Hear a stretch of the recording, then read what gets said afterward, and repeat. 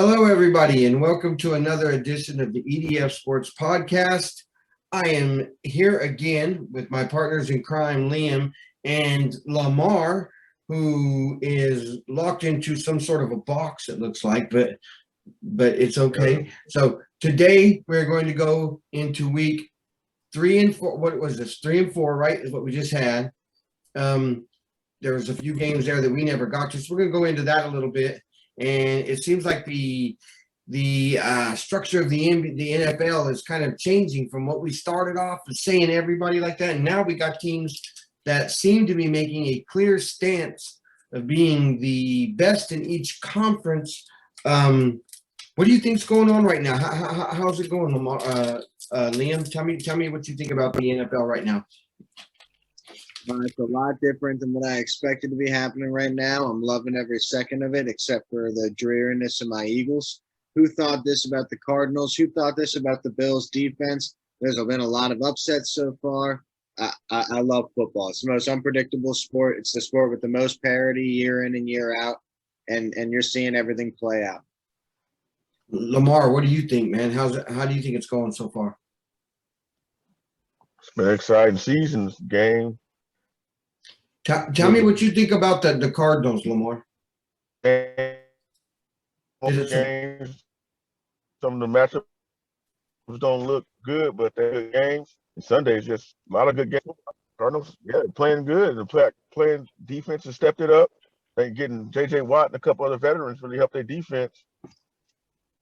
It did, and let's not forget the quarterback, because Kyle Murray is killing it. I mean, he's just like Mahomes. They make it look so easy when they do those little, like here comes the rush, and they just kind of step over here, and then throw, 40 yards downfield on a rope, and you're like going, how the heck, it's so unbelievable. So, how far can the Cardinals go, Liam? I think the Cardinals' ceiling kind of like levels out of the divisional round of the playoffs. Just because I think they lack the requisite experience to compete with the Rams, the Bucks, and the Packers. But that doesn't mean that this year is just like a fluke year. Like they're built perfectly for the future with the foundation that they have with Kyler Murray. If Cliff Kingsbury continues to improve like it seems like he has come into his own as a third-year head coach, then they're going to be around for a long time. Russell Wilson, he's only 30, but he's getting older.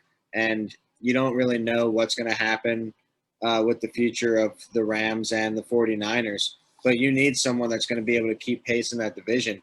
And if I was going to suggest something, I'd say that Kyler Murray long term is the best young quarterback in that division because you have two older guys, and Kyler, I think at this point is probably, he's obviously better than Trey Lance, but I think he has more potential and more upside maybe than Trey Lance too. You have to take into account the 49ers in the Shanahan system. Yeah. But Kyler Murray and the Cardinals, they're here to stay. And this year, just because I don't think that they're in real championship, do I think they can win a championship this year? If everything bounces right, then sure. But I don't think they're ready to compete at the highest level just this year. But for the next 5 to 7 after that, the Cardinals are going to be a force to be reckoned with. Yeah, I think they're kind of set up to do it now and then. So I mean, you're right. If things go well. But you also made a good point on being the Bucks and the Packers. That's a lot to get over right now, as young as they are and how they've been going up. But man, did they not have the pieces? Also, they took care of two very teams, And as far as you were talking about Lance, I haven't seen enough of him yet, so I don't want to put anything saying he's not going to be very good. He can't be that guy too. He seemed to be a very good quarterback. Every time he comes in, he scores a touchdown. But of course, that's because it's from 1 yard out or 2 yards out when he gets in there. But so we'll see on San Francisco too. But that division is crazy, and that division is crazy good. And it seems like each week, whatever matchup there is between either one of them is a good game. On the other side, we've had Buffalo, who started out looking like they were going to disappoint most of us, so to speak. And then all of a sudden, they just turned it on. And I heard you say something about their defense, Liam. But isn't their offense just been as good? So, like, that's been such a complete team, right? Josh hasn't been as effective as he was last year, and neither has Baker Mayfield, and you can point that way to a lot of different people every year. He hasn't been as pinpoint as he's shown last year. But this team, man, is just unbelievable. They're put together so well, and Sean McDermott's pushing all the right buttons, coaching that defense. Their defense is shocking me because they were lacking a pass rush for the past couple of years. That's what really held them back. They have a very good secondary, and they have at least serviceable linebackers who do the role that are required of their defense. And now they have people. Now they're able to rush the passer. And, they don't have to just rely on coverage sacks because Tre'Davious White and Micah Hyde and Jordan Poyer are really good. They're getting after the quarterbacks, and that's really what's going to bring this team to a head because that they can score with anybody, but now they can stop the teams that can also score with anybody. Haven't they had 2 straight shutouts? Not 2 straight, but they've had 2 in the past. 2 out of the 4.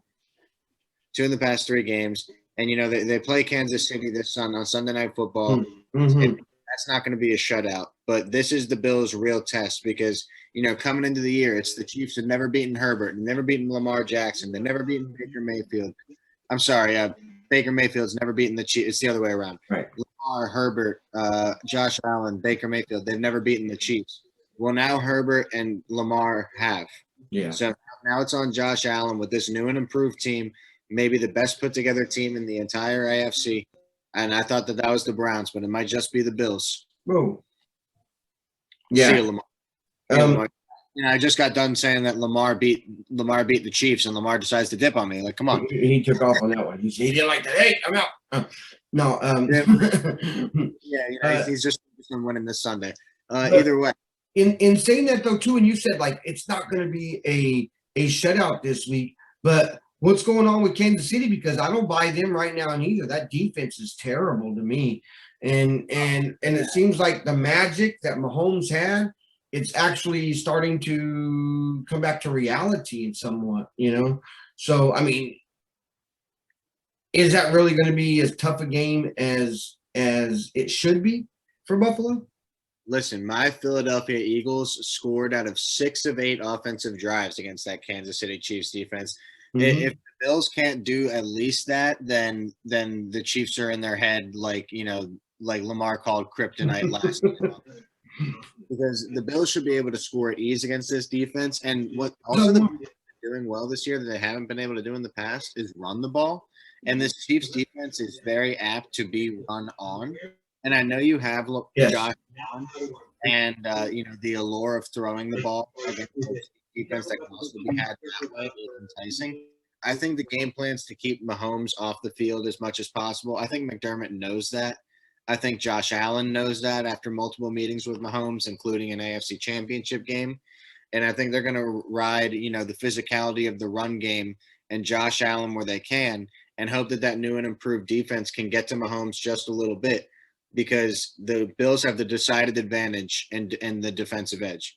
I know the Bills are going to score points, and I know the Chiefs are going to score points. You're right, and I think that's going to be the key, though, is Kansas City trying to get a stop because that offense of the Buffalo Bills can just roll, and you can roll right through that Kansas City defense right where they want to go, which is right up the middle.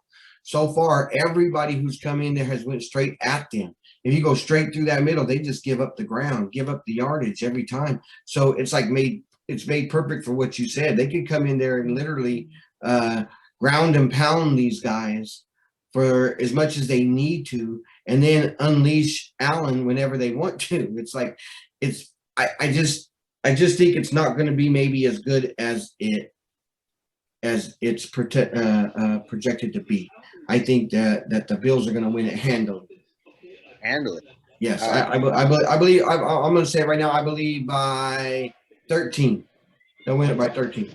I'm taking the Bills too, more by like a field goal, but I'm taking the Bills too. I think they get over the hump. It's really weird to think that the Chiefs are going to start 2-3, in my opinion. Oh yeah.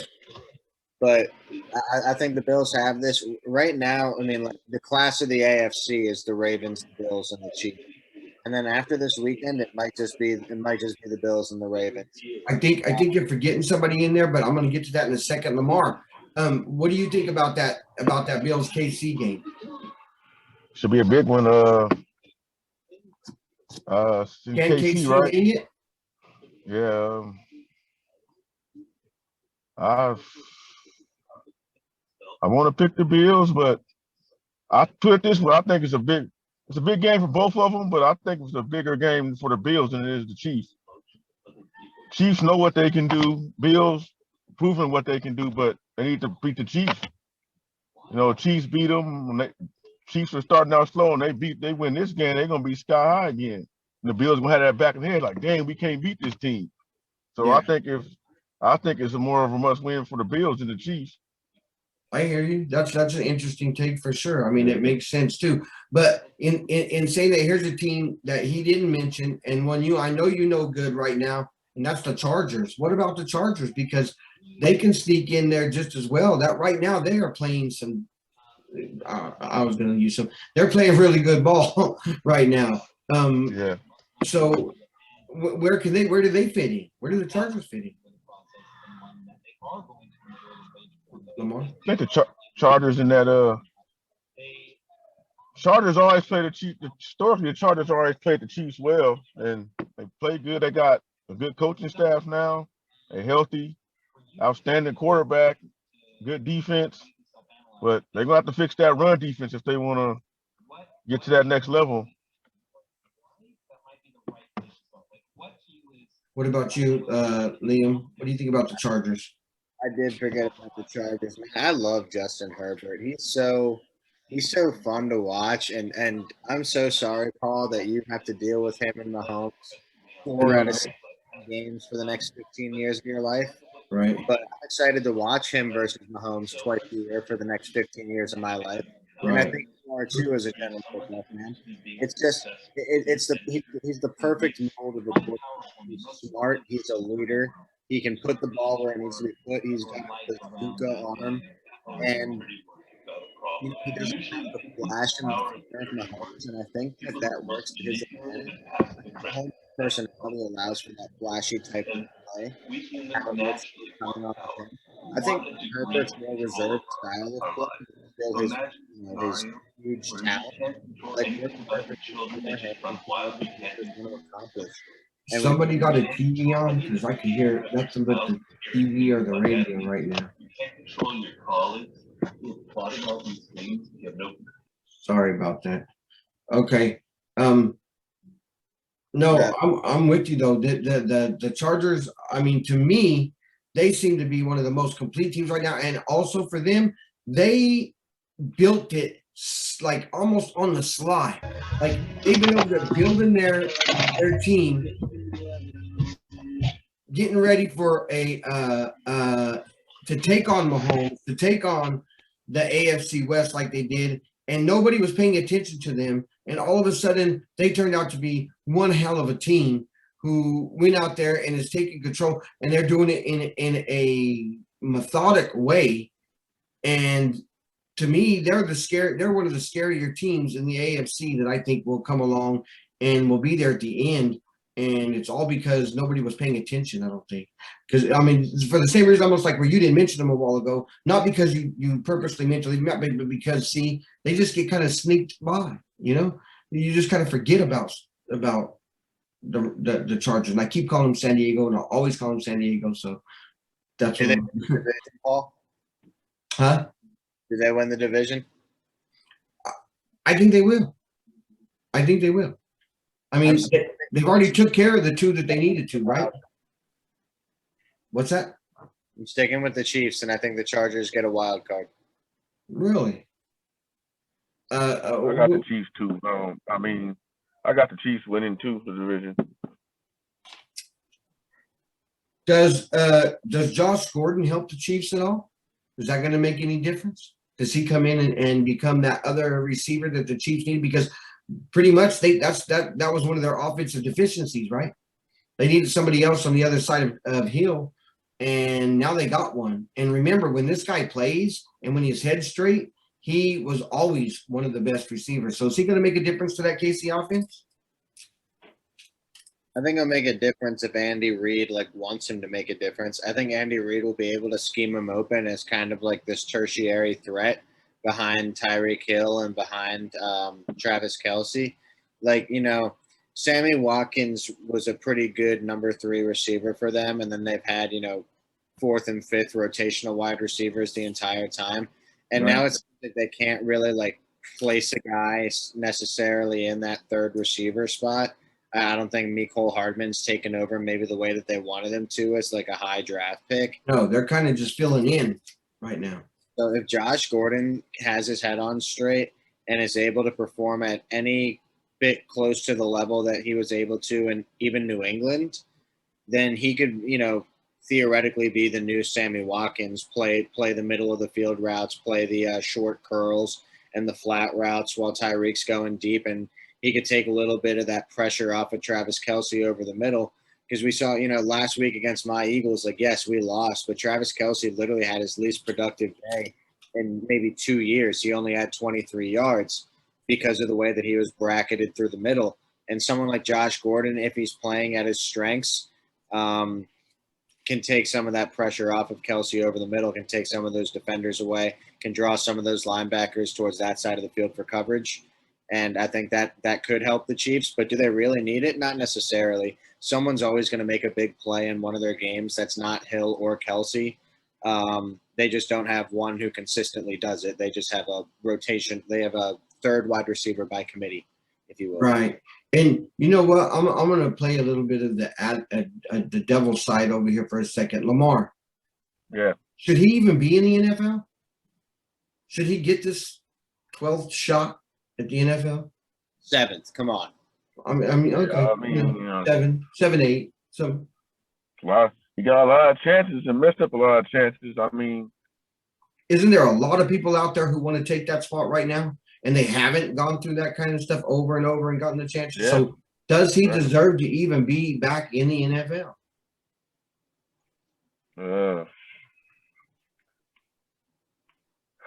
I'll go with. Man, it's hard to say, man. I don't want to be a hater, but I mean, you got 7 chances, man. It's like, come on, dude. How many chances you gonna get? Yeah, you get a lot. I mean, Liam, tell me why he should stay. Why he should get the shot at all? I think he should get. I do think that he deserves these chances because he never did anything of violence or of criminal offense. Every single time, it's just busted for marijuana. So. Yes, does he have some personal demons? Well, clearly, he's had about a decade of them, from his time, even at college. He never, he got kicked out of Baylor, never played a game at Utah, has a great year and a half with the Browns. And then it's just problems, Cleveland, New England, Seattle, and now we're here. 4-time Pro Bowler, right? No, wait, that was Gilmore. So Gordon had one that year he was in Cleveland. Yeah, when he had that 1,200 yards or something like that.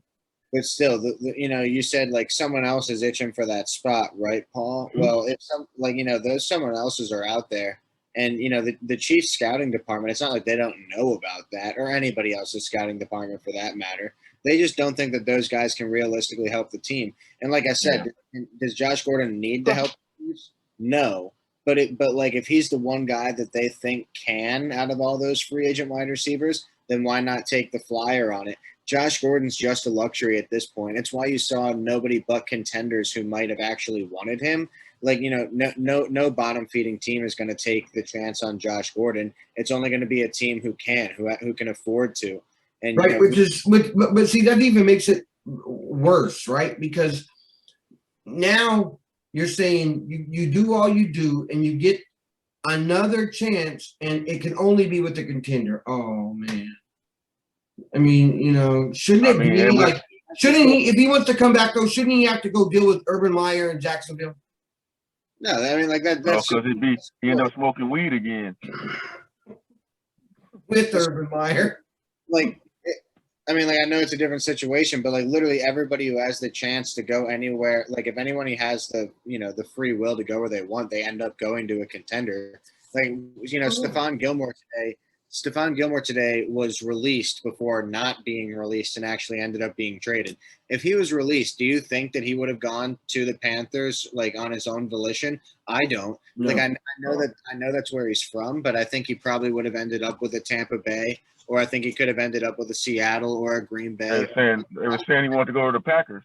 Not the Panthers. Hey, before he signed with Carolina, he happened to follow every one of Tampa Bay's accounts. So he followed the Instagram, he followed their Twitter, he followed all the Tampa Bay accounts, and then you know who we faced, on the opposite side of practice every day for a few years. It's that guy who's playing quarterback in Tampa Bay. I have to think that he was he was texting him as soon as the news broke this morning, before all the backtracking and the 100%, yeah. He was released. But in talking about chances, and I mean, I get what you're saying about Josh. He didn't do nothing crazy, but there is a guy in Jacksonville who did do something crazy, and that was Urban Meyer. Tell me what you think. Real crazy. Tell me what you think about this, though, because I got my own theory, which I've already written about. But I mean, my conspiracy theory, this has all been a 100% plan. But you tell me what you think.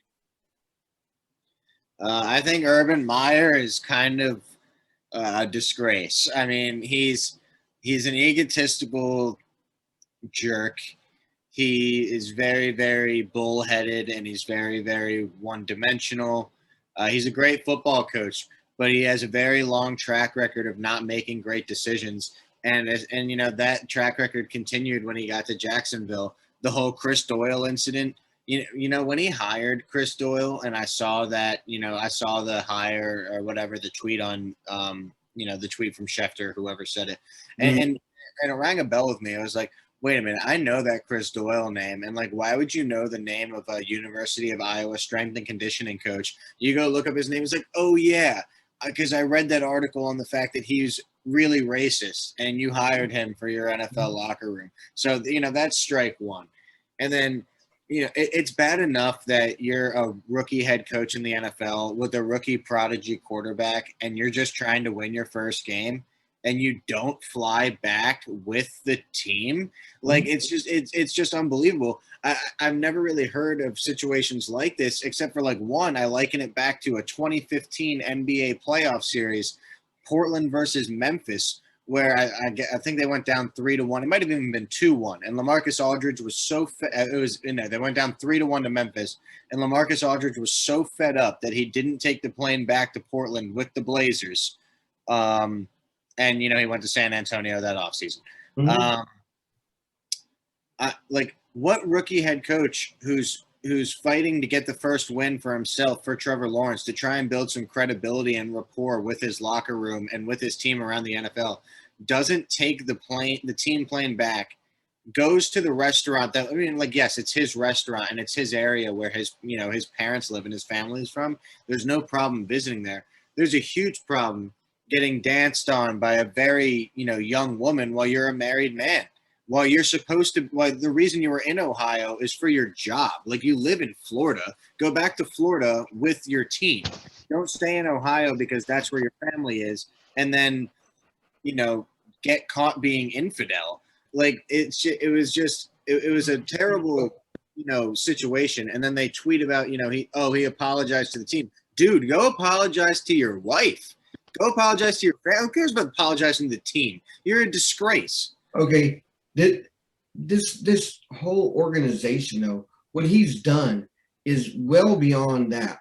Like, from the get-go, demeaning coaches and demeaning players the way he did in college. And immediately, he had these grown men stand up in his face in the middle of practice and tell him, I'm a grown man, get out of my face, right? Him and assistant coaches almost going to blows during practices because he's demeaning the coach in front of everybody else, right? So then you start having that kind of stuff like that. Then all of a sudden, now you've done that, you took that. Now they have these meetings where they're talking about that, and then it comes out now today that not only did he already lose the team, like sometimes, you have them and they lose it and they lose some people and some people are still there with the coach, and you start to have this division and stuff. They said it's so bad that as soon as he leaves the room, they start making fun of him. Like these are grown men. So when it gets to the point where like he walks out of the room and they go, you've lost, there's no listening. It's done. It's done. But when did it all hit the hardest? Was right after the USC announced they were looking for their man. And I said it from that point, he'll do what he has to do. And that good old moral clause is there for one reason only. And it's for all these institutions, these people, NFL, whatever, anybody who has a contract, it's there to get you out of that if need be. So you don't have to pay the price. So you put that in there and that's your out for all out. So like you said, now it's, and here's the funny part though, morals are different. My morals is different from your morals is different from Lamar's down there. So you may say he needs to deal with it like that and that was bad. And I might go, you know what? I don't care. Like that wasn't so big to me that he was there getting the grind on or whatever. So you get what I mean? So morals is so funny that you can say that and do something like that. So now you get fired from there. But good old USC looks at you and goes, will you do that here? You won't do that here, right? Am I? Oh no, I won't do that here. Okay.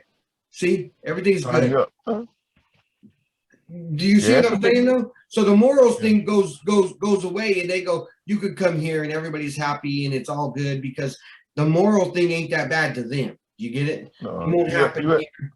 Right. USC want to win, want a big name coach. Right. So that's not that bad. And he won't do it. He learned his lesson. He learned his lesson. So that's the same thing with Josh Gordon. It's like, well, I mean, like if the Kansas City Chiefs have the morals that will allow Josh Gordon, a repeated, drug abuse offender, to be on the team. Belichick did the same thing. Pete Carroll did the same thing.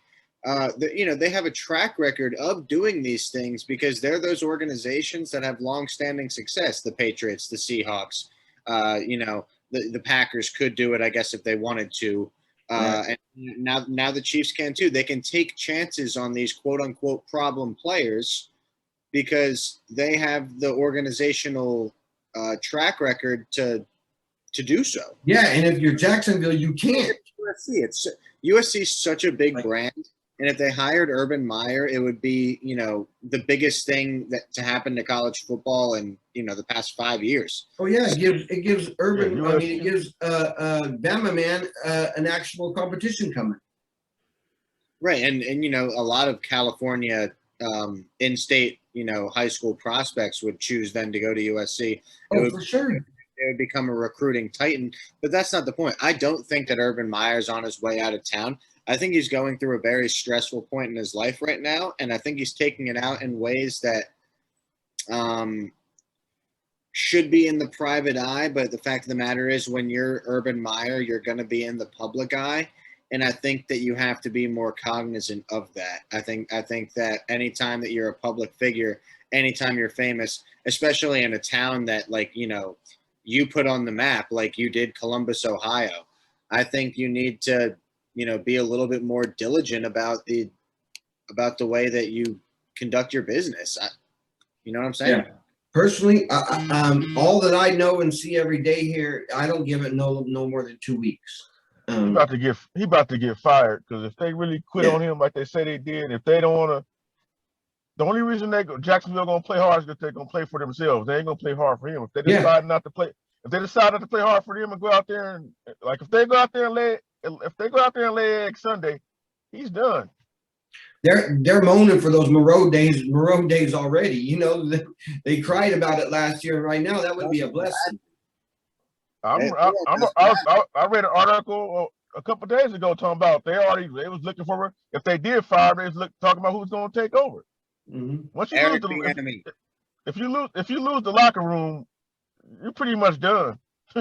Yeah, if they're making fun of you while you're there, it is over. It's over. Now it's just how do you do it? How do you get by? And then USC already said when they first did it, oh, we're in no hurry. We're gonna make this stretch out so we get the right guy. Well, come on. like it's not that hard. But I mean, do you feel so you feel it's a done deal? And you don't think he's gonna go? You think he makes it out of the year? Then Liam, is he gonna make the whole year? If he can regain the trust of the Jaguars and the locker room and the fan base and the front office, and they show that they're taking incremental steps towards getting better, all you have to see is marginal improvement over the course of a year to really have hope going forward when you're a bottomed out franchise in the NFL. And to be honest, Paul, you live in Jacksonville. You cover this team, watch them closer than we do. That game last week against the Bengals was clearly their best performance so far. Yes, they're 0-4, but they've gotten 100%. Lawrence didn't turn the ball over. The offense looked like it had some sort of flow and design. It looked like they were using him like they should. So they looked like an NFL team, like a bad one, but they looked like an actual NFL team. I'm with you. That's week 4. So what are you going to look like at week 10? What are you going to look like at the end of the year? But after you play your best game, your coach go out partying, sticking up his finger up girls' butts and stuff. And I mean, if it happens again, you gotta bite the dust on that one. But if you're gonna give him one more chance and he's gonna be committed to saving and retaining and upping his reputation, there's no point in. It's been too many instances since he signed there. The coaching staff, the players talking bad on him, fighting the coaches. This stuff is like that's going on.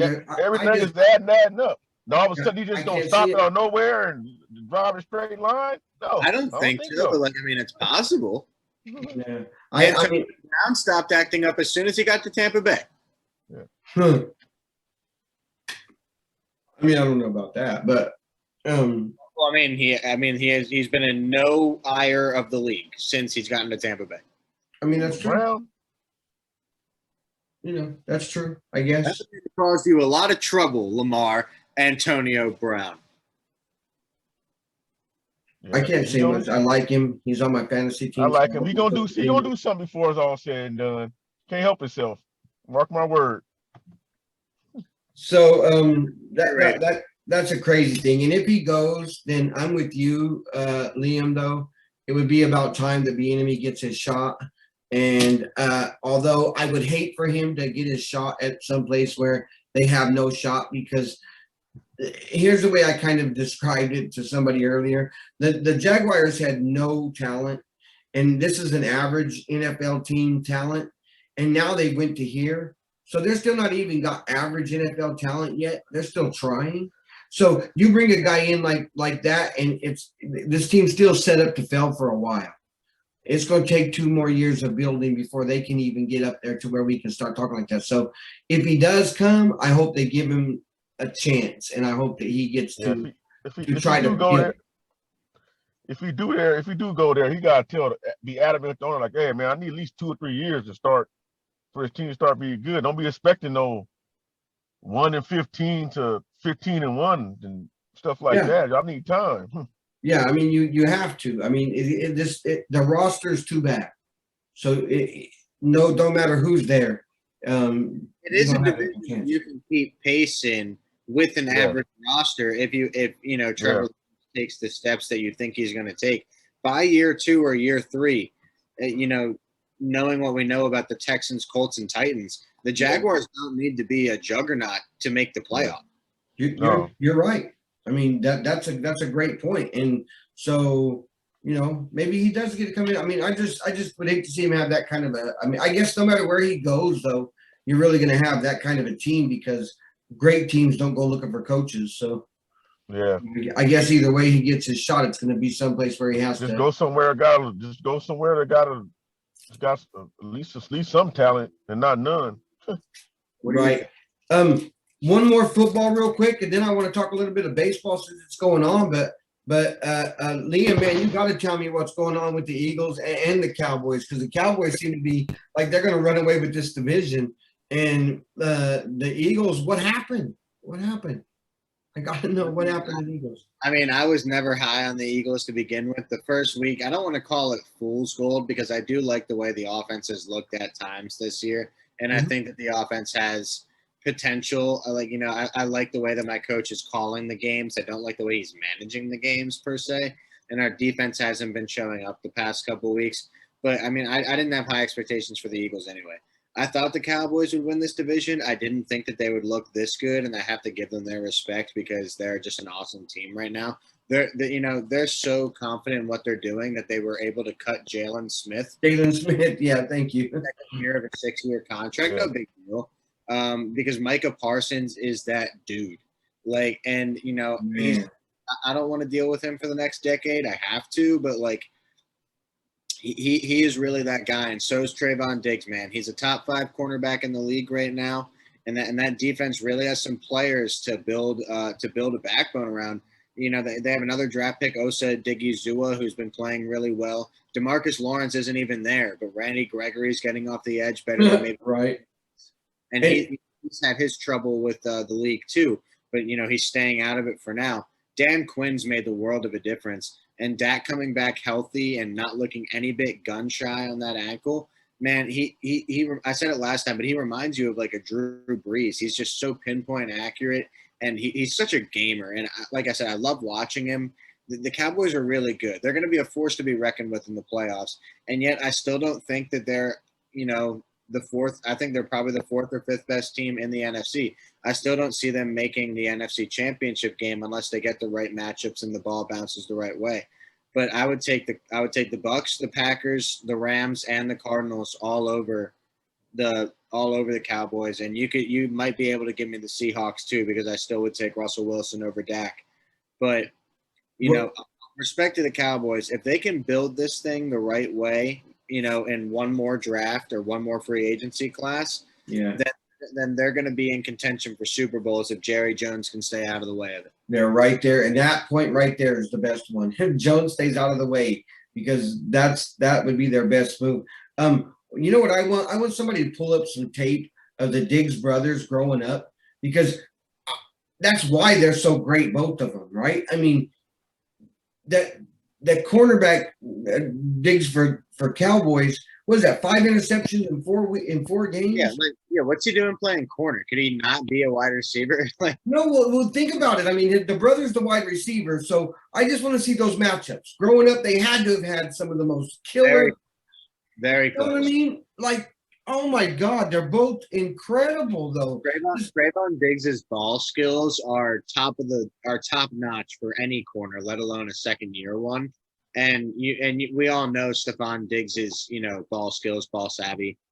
So clearly they grew up blanketing each other, making contested catches. That's what I'm saying. You could tell why they're both where they're at. If that's who they had to go up against was each other each time, yeah, they were going to turn out how they did.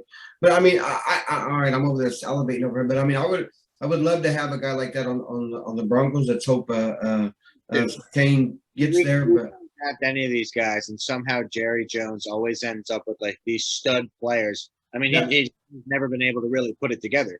But he always ends up with these studs, and I don't know how he finds them. He finds them at all levels of the draft, and he treats them like they're his own children. That's the problem. He meddles so hard because he made those are his guys. Mm-hmm. That's the problem with the Cowboys. But they are so talented, and I can't get mad at what success they do have. Because I know that inevitably they're going to lose in January, and that makes me happy. But whatever. They're running away with this division. I just can't wait for them to not run away with a title. Lamar, how about them boys? They're playing well right now, but like Stephen A. Smith said, action is waiting to happen. So I don't know what's going to happen. They're going to collapse in the playoffs. They're playing well. They're playing well. They got defenses better. It's still Dallas, though, right? That playoffs is a different monster. Yeah. Speaking of playoffs, though, their Major League Baseball has hit that time. We had the wild card yesterday, a classic with the Sox and the Yankees. I mean, I don't know if you can get any more of a better matchup for the first one. Today we have the Dodgers and the Cards going at it, right? And I never did find it. I still stuck on the WNBA here, but Tell us something about the series coming up, Lamar. I know you're deep into the baseball. Yeah, I think Who's going to win this one? The Cardinals or the Dodgers? Who's up now? Cardinals up 1-0 still, I believe. Still? I think the Dodgers come back and win that game and take on the Giants, which would be an epic series for I was going to say another teams. classic, right? Yeah, both Giants won 106-7 games. Dodgers won 106. Finished one game ahead. It was a crazy matchup, and they always been rivals, so that'll be a good matchup. Yeah, it's never no fun for the fans for that one, right? There's always the Cardinals probably the hottest team in baseball. They have won 17 games in a row up until last week. But you can make a case for all these teams in the playoffs to win that can win the World Series. I think it's the toss-up. And all these teams can win. But I really like one team I really like is the Chicago White Sox. They got Tony La Russa with that old school baseball managing. And they got that, and they got a good bullpen, which will shorten the game, especially in these playoffs. Be great. Also, the Brewers with Wildorf and I can't think of the pitcher name, but they got a nice young pitcher, staff too. They got the Braves, right? Yeah, Brewers and Braves. Brewer and Braves. Houston play the White Sox. That's going to be a good series too. White Sox, yeah. Yeah. And then you got the Red Sox and the Rays who have been going at it all year.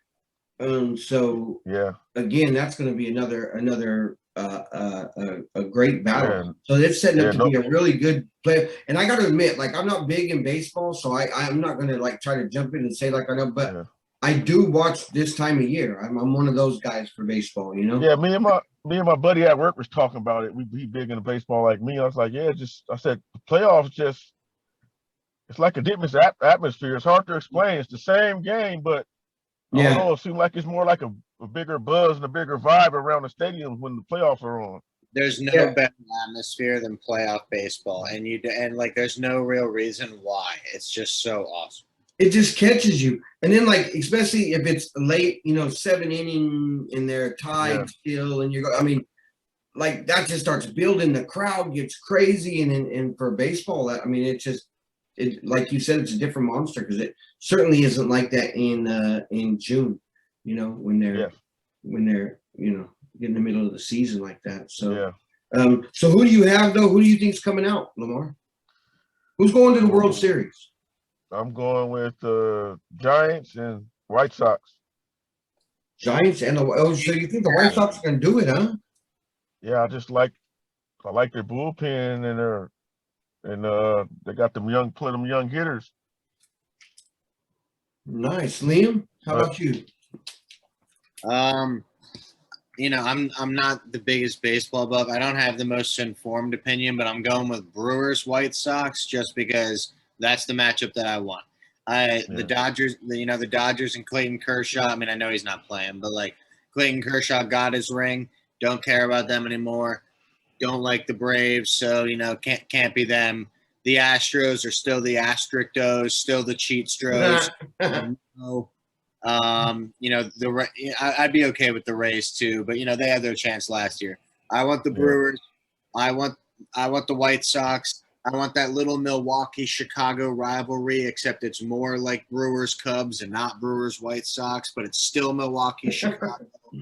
And, Tampa Bay had that, last year of, the Lightning won the chip 2 years in a row, and then the Bucks won the chip, and the Rays were in the World Series, even though they didn't win. Well, now the Milwaukee Bucks, not the Tampa Bay Bucks, the Milwaukee Bucks won the chip, and we're going with the Milwaukee Brewers to double up. It's a double-up year on sports. And maybe the Packers to pull it all together, right? Exactly, Paul, and the Packers to pull it all together. You got it. It's a Milwaukee year. Woo. All right. I mean, I'm going to stick with the close to home as I can. I'm just going to go with the Rays all the way because. Right. I mean, any one of these teams can win, man. That's how open it is. What's that, Liam? I said real original of you. Thank you. I mean, actually, if there's one that I've seen, it's them. So, I mean, that's the most that I get. I read, the most about it. Like I said, I'm not one to stay into it. What? I bet you'd pick the Rockies if they were in too. You're damn straight. I happen to have it out with a couple of people every year about that. And look, I was there when they opened the stadium. I was there before that. So yeah, Rockies still have my heart. Todd Helton a little bit. Huh? So you look a little bit like Todd Helton. I liked him, man. He was a very nice man. I liked him. I'll take that. I'll take that. Well, that's great though. So let's go ahead and do one of my favorite parts, and that's our last word. So Liam, go ahead and kick us off, man. Give us our last word today. Oh no, I didn't think of a last word. On the spot, man. What burns you the most? Come on. What burns me the most? Yeah. Burns me Let's the do that. Tell me something that burns your gut. I'll tell you what burns me the most. I'll tell you. What's that? I don't know. You're gonna have to pass to me and let me think about it. Lamar, you got anything for us on the last word? Yeah, fucking need the Raiders to figure out how to start the games faster. Got sick of these slow starts every week. Yeah. There's still a team. I mean, I know they're in my division. I'm supposed to hate them anyway, and I always have. But I mean, setting that aside, the Raiders still are that team that I can't figure out. I don't know each week who's going to be what they're going to be. So until they become because I mean, every game this year we start out slow in the first quarter, first half, whatever you want to call it. Then the second half, it's the second half, like the game on Monday night. Yeah, we started 21-0, and we got a chance to we 30 yards away from making it 21-21, but got sacked, missed the field goal. So they got to figure out. They always pull a Raider, huh? You got to figure out how to start these games faster, because against the better teams, you can't be spotting 21 points. Yeah. So for me, I'm going to go with the NBA. I'm happy it's back. I didn't think I was going to even feel the way I did, but when I watched that first game the other night, the Nuggets and the Clippers, like, man, it just started rolling back in me. It's ball time. It's NBA time, and I just love NBA so much. So I am ecstatic that it's back. I'm missing the Magic tonight to do this, but that's okay. I'm still not convinced, Liam. I'm going to tell you that right now. So I still stand everything I said about Suggs. Prove me wrong. When he proves me wrong, I'll be the first one to come out here and say that I was wrong. But a few long shots out there from distance don't mean anything. Let me see you make the team better, because that's going to be a trick with this Magic team. So fair enough. And that came to mind. You know, Lamar, you're a boxing and fight fan like I am. This weekend, Deontay Tyson Fury 3. I'm very excited. I watched the first one. I watched the second one. Second one didn't go as I planned for both my heart and my bank account. And I'm making the exact mistake again, because I'm taking Deontay Wilder and I'm taking him on knockout and I'm putting money on it. And he's going to win. I'm looking. He's going to win. He's going to knock out Tyson Fury because Tyson's too confident.